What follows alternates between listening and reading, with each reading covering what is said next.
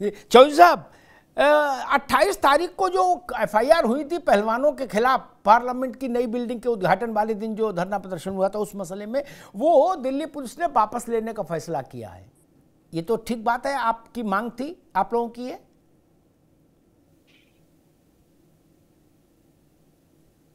चौधरी साहब, आवाज बीच में कट गई, आपने कहा ना एफआईआर वापस लेने जी जी जी, हाँ सोलंकी साहब सुन रहे हैं? जी जी, हाँ सुन रहा हूँ। हाँ, मैं कह रहा हूं जो मुकदमा दर्ज हुआ था पहलवानों के खिलाफ 28 मई को पार्लियामेंट की नई बिल्डिंग के दिन धरना प्रदर्शन करने के मसले में, वो वापस लेने का फैसला किया है दिल्ली पुलिस ने, उससे खुश हैं? वो ठीक है? नहीं जी, वो तो होना ही था। नहीं जबरिया तो वापस नहीं ले लेते कि अपने आप ले लेते वापस। ऐसा नहीं हो रहा कि अपनी कलम से वापस ले ले, करना को पुलिस को ही था चौधरी साहब, नहीं? अमिताभ जी देखिए, उन बच्चों ने कोई बहुत बड़ा जुल्म नहीं किया था वहां पर, वो अपनी आवाज को लेकर वहां पर बैठे थे। और हमारा सवाल तो यही था ना, जो आप कह रहे हैं कि दिल्ली पुलिस अधीन आती है केंद्र सरकार के, केंद्र सरकार के इशारे के बगैर कोई काम होता नहीं है। नहीं तो भाई ऐसी पुलिस जो भारत की सरकार के अधीन ना हो, कहां से? जापान की पुलिस ब्रजभूषण को इन्वेस्टिगेट नहीं करेगी ना? तो यही तो हमारे यही तो हमारा सिस्टम है ना, कि जो सरकार, ये सरकार हमारी, ये सरकार की बात नहीं है, जो भी सरकार है उसके अधीन ही पुलिस रहती है और उसी के अकॉर्डिंग काम करती है। सवाल ये है कि जब पिछले, सवाल ये है कि जब सवाल ये है कि एक मिनट बरखा जी, एक मिनट चलिए उनकी बात आ जाए जी, आपकी आदत खराब, बरखा जी जी जी जी जी जी। सवाल ये है कि कोई भी सरकारें रही हो, पुलिस उनके दबाव में काम करती है जी। सवाल ये है कि जब ये बच्चे शुरू में गए वहां पर जाकर बैठे, ये थाने में गए, तो इनकी एफआईआर नहीं लिखी गई। सवाल नंबर 2 ये है, छोड़ो एफआईआर छोड़ो, अब तो चार्जशीट दाखिल हो गई, आप एफआईआर के पीछे पड़े हो। अरे चार्जशीट दाखिल हो गई भैया, आप कहां एफआईआर चक्कर में पड़े? नहीं पुराना, ये तो कोई बात नहीं ना, बात समझ नहीं रहे ना।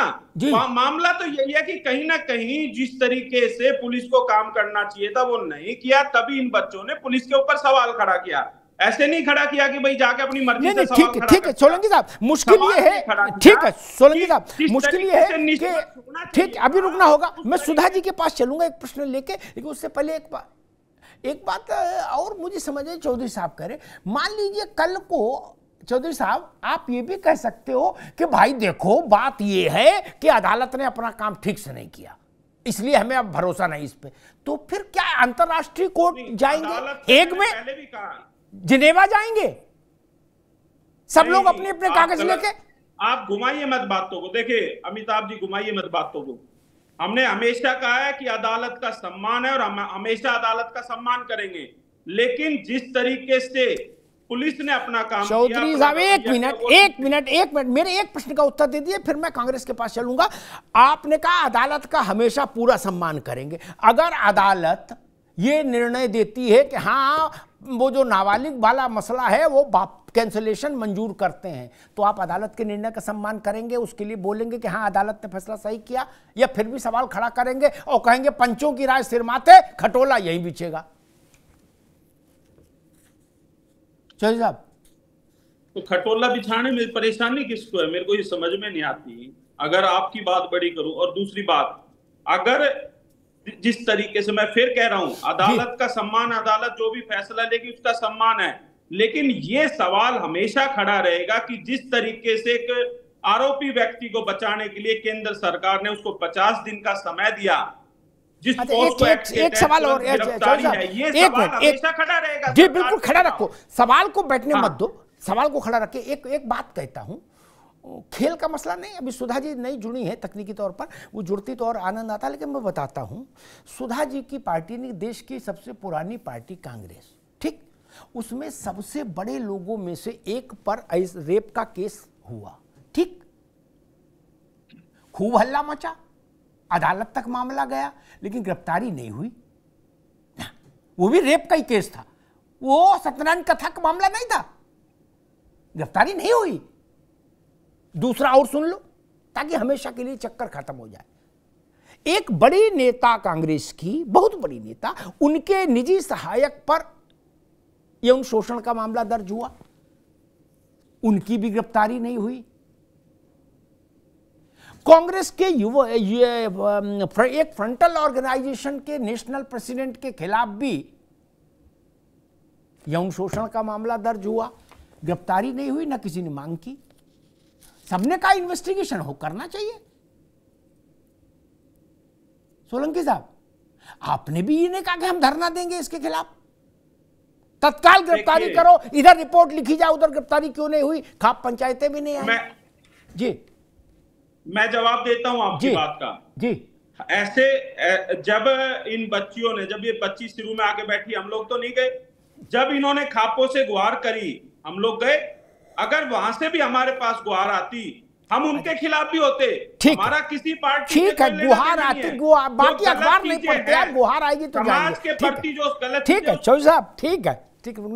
सुधा जी, इन्होंने, बच्चियों ने गुहार लगाई खापों से, हम लोग गए। अखबार, चौधरी साहब, अखबार और टीवी भी देख लिया करो कभी कभी, ताकि अपने मन से भी दखल दे पाओ।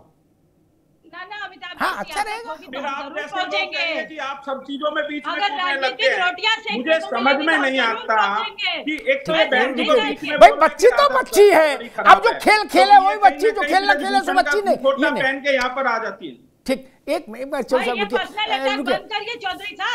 चौधरी साहब, आप पर्सनल अटैक मुझ पर बंद करिए, आप तथ्यों पे बात करिए। जब आपकी हिपोक्रेसी सामने आ जाती है ना, तब आप तिलमिला जाते हैं। कर रहा हूँ, लेकिन आपको ब्रजभूषण का मुखौटा उतर के आना चाहिए। आपका सुनिए बहन जी, आपको ब्रजभूषण का मुखौटा उतार के आना चाहिए। ये ब्रजभूषण का मुखौटा पहन के यहाँ बैठने की जरूरत नहीं है। 24 घंटे आपको और टाइम ही नहीं, आप ब्रजभूषण का मुखौटा पहन के यहाँ जाते, कठिन बातें यहाँ किसी तरह का कोई औचित्य नहीं रहता। आप महिला, हम आपका सम्मान करते हैं, आप भी हमारे लिए, हमारी बहन है, हम आपका भी सम्मान करते हैं, लेकिन ब्रजभूषण का मुखौटा पहनना बंद कीजिए। ये महिला देश की 70 करोड़ महिलाओं की लड़ाई लड़ रही है, देश की महिलाओं के आत्मसम्मान की लड़ाई लड़ रही है, और आपको भी इनका साथ देना चाहिए। आपको ब्रजभूषण का मुखौटा पहन के, ब्रजभूषण के मुखौटे से काम नहीं चलेगा। ठीक, एक मिनट अरे भाई एक मिनट रुकिए, एक मिनट रुकिए, सब लोग रुकिए, दोनों लोगों को रोकूंगा। पहलवानों की एक मांग थी, सुधा जी आपके पास आ रहा हूं। पहलवानों की एक मांग ये भी थी, वरुण आ रहे हैं, कि ब्रजभूषण के परिवार से कोई चुनाव न लड़े कुश्ती महासंघ का। हालांकि मांग ठीक नहीं, अगर चुनाव है तो सबको अधिकार है पर्चा भरने का। यह कहने कहा जा सकता कि रामलाल लड़ेगा श्यामलाल नहीं लड़े, ये कोई दूसरा कहे। खैर, फिर भी मेरी सूचना और समझ कहती है, इस बात पर भी कहा गया कि ठीक है, आपकी इस बात का सम्मान होगा, उस ब्रजभूषण के परिवार से कोई पर्चा नहीं भरेगा। वरुण, ये बात ठीक है ना? जबकि इस बात की कुछ लोगों ने आलोचना भी की, उन्होंने कहा चुनाव में पर्चा भरने से कोई किसी को कैसे रोक सकता है? वरुण, बिल्कुल नहीं रोकना चाहिए, संविधान बना हुआ है। आप प्रेशर, अनावश्यक दबाव बनाकर सरकार पर अपनी चीजें मनवाएं, और आप किसी को भी चुनाव लड़ने से नहीं रोक सकते। मान लिया आज आप मुझे ही रोक रहे हो, मैं किसी बॉडी का मेंबर हूं, तो मैं जाके कोर्ट में, मैं भी जाके सुप्रीम कोर्ट से ले आऊंगा कि नहीं, मुझे क्यों रोका गया है। आप दबाव बना के चुनाव की प्रतिक्रिया को प्रभावित नहीं कर सकते हैं। और दूसरी चीज, अभी एक ताजा मामला मैं बताता हूँ, इन्होंने दबाव देके अभी जो विनेश फोगाट OSD हैं DRM ऑफिस में, इन्होंने अपनी बदली अपनी मनमर्जी से, एक हमारे पुराने सीनियर कोच है अनिल मान, जो अभी ओलंपिक में गए थे, उनको वहां से हटा के वहां पे इनको अपनी मर्जी से अपनी पोस्टिंग कराई है। और वो लगातार इस चीज पर बवाल कटा हुआ है कि मेरी क्या गलती है, मैं कौन से धरने पे गया, मैं टाइम से नहीं आया, मेरे को बताओ कि आप सरकार के खिलाफ धरना दे रहे हो और आपको परमिशन भी नहीं है रेलवे की, और फिर आपको मनचाहे पद मिल रहे हैं, तो ये दबाव नहीं है तो और क्या है? तो इस सरकार को सोचना चाहिए कि इतना दबाव नहीं झेलना। सरकार ने उनकी सारी चीजें मान दी और ऊपर से कह रहे हैं कि हमारी बातें नहीं मानी जा रही हैं। अब आप अनावश्यक चीजें मनवाओगे तो वो कैसे मानी जाएंगी? चौधरी साहब, ट्रांसफर पोस्टिंग का भी मामला है क्या? नहीं, मैं लिखित में दिखा सकता हूं आपको। अब ये वरुण गुर्जर जी कह रहे हैं कि हम लिखित में बता सकते हैं कि मसला कहां का है। चौधरी साहब देखिए, ये तो मेरे संज्ञान में मामला है नहीं, ये तो इसका जवाब तो विनेश फोगाट से लीजिए आप। विनेश फोगाट खुद ही दे देगी इसमें कितनी सच्चाई कितनी नहीं। क्योंकि मेरे संज्ञान में है नहीं, मैं उस चीज का क्या जवाब दूं। रही बात जिस तरीके से हमारे भाई वरुण ने कहा है, तो वो चीजें तो खुद खिलाड़ियों से आप बात कीजिए, वो बता देंगे क्या मामला है क्या नहीं। वो अनिल मान पहलवान जो है कॉमनवेल्थ के बेस्ट रेसलर रहे हैं जी, आप भी जानते होंगे अनिल मान पहलवान जी को, और ओलंपिक में कोच भी थे, और लगातार वो अपना काम अच्छे से कर रहे थे, इन सारी राजनीतिक से दूर थे, तो उनके साथ अन्याय क्यों करा। तो वो बार बार यही अपने अधिकारियों से सवाल कर रहे हैं कि भाई मैं अगर धरने पे नहीं गया, मैं इनके साथ नहीं गया, तो मेरा क्या गलती है, आपने मेरा ट्रांसफर किस लिए कर दिया। और विनेश को आप रखिए, मुझे कोई प्रॉब्लम नहीं है, विनेश वहां रहे, तो मेरे को किस आधार पे आपने भेज दिया। तो सरकार पे दबाव का ही नतीजा है कि अनिल मान पहलवान का ट्रांसफर इस वजह से किया गया। चौधरी साहब नहीं, इसका जवाब तो अधिकारी देंगे ना कि किसके दबाव में किया या क्या किया। ये मामला तो मुझे मालूम नहीं और खुद वरुण को मालूम नहीं। वहां पर अधिकारी जो है उनसे सवाल कीजिए, आपने किस आधार पे किया वो बताएंगे। जी ठीक है। मैं देखो भाई है क्या कि खट्टा खट्टा थू, कड़वा कड़वा थू और मीठा मीठा गप, ये तो सबको पता है कि दिल्ली पुलिस दबाव में है, इसका सबूत सबके पास है। लेकिन ये बता रहे सरकार दबाव में है नहीं, हमको इसे बता दें भाई, हम लोग तो क्या जाने, ये बातें हम लोग तो जानते नहीं। दिल्ली पुलिस के दफ्तर में बैठते हैं आप रोज? नहीं। दिल्ली पुलिस वाले आपके घर आके बैठते हैं? नहीं। तो उनका पूरा हाल जानते हैं हम। लेकिन सरकार का मसला है, कोई सरकार को दबाव में लिया गया तो कहिए हमसे क्या लेना देना है, वो सरकार जाने। खैर बरखत रहें, मैं कहता हूं अब ये क्यों नहीं हो रहा कि सारा मामला अदालत में जब आ गया, 1550 पन्ने आ गए अदालत में, उन पन्नों की धज्जियां उधेड़ो, चिंदी चिंदी बिखेरो, देश भर के बड़े वकील लाओ, लड़ो ना मुकदमा। ये झाऊ झाऊ तो बंद होनी चाहिए देश में। नहीं, ये क्यों अब क्यों हो रही भाई? या तो फिर आप ये कह दो कि हमको अदालत भरोसा नहीं, हम जंतर मंतर पर निपटेंगे, तो वैसी बात हो। और नहीं तो फिर अब होना चाहिए कि भाई चलो अब बंद मामला, अदालत में देखेंगे। बरखा जी। बिल्कुल अमिताभ जी, न्यायिक प्रक्रिया से गुजरना पड़ता है, कोई जंतर मंतर पे न्याय नहीं मिलता, मैं डे वन से यही कह रही हूँ। लेकिन अभी जो आप लोग बात कर रहे थे कि दबाव, सरकार दबाव में सर बिल्कुल है, क्योंकि G20 का टाइम है, देश को शर्मसार करने वाली ये घटना है, और इतनी सियासत, इतनी राजनीति हो गई, पूरे विदेशों तक के इसके चर्चे हो रहे हैं।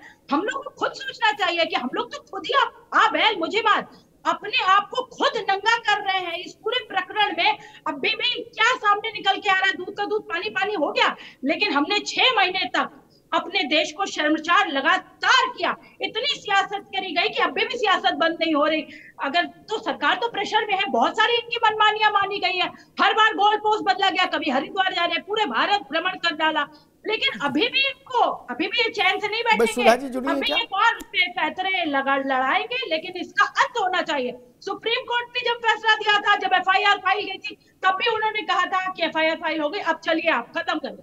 लेकिन ये तो अंत ही नहीं होने दे रहे। एक्चुअली अब ये रेस्टलर्स का मुद्दा रह ही नहीं गया।